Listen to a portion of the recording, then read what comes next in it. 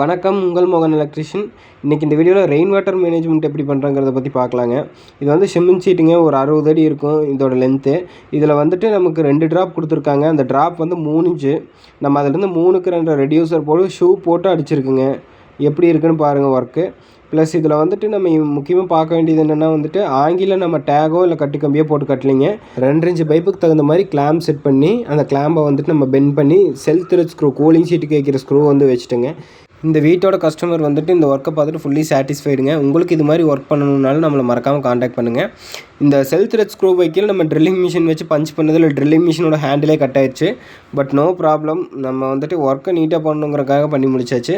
இப்போ வந்துட்டு பெயிண்ட் ஃபுல்லாமே அடித்து முடிச்சிட்டாங்க. இப்போ வந்து இந்த பைப்புக்கு எல்லாமே வந்து ரெட் கலர் மாதிரி பெயிண்ட் அடிச்சிட்டாங்க. டேகோ கட்டுக்கம்பியே போட்டோம்னா ஜஸ்ட் 2 மினிட்ஸில் வேலை முடிஞ்சிருங்க. நம்ம மெனக்கெட்டு பண்ணுறது எதுக்காக அப்படின்னா நமக்கு ஒர்க் வந்து ஃபினிஷிங் இருக்கணும், அதுக்காக மட்டும்தான். தேங்க்யூ ஃபார் வாட்சிங், கீப் சப்போர்ட்டிங்.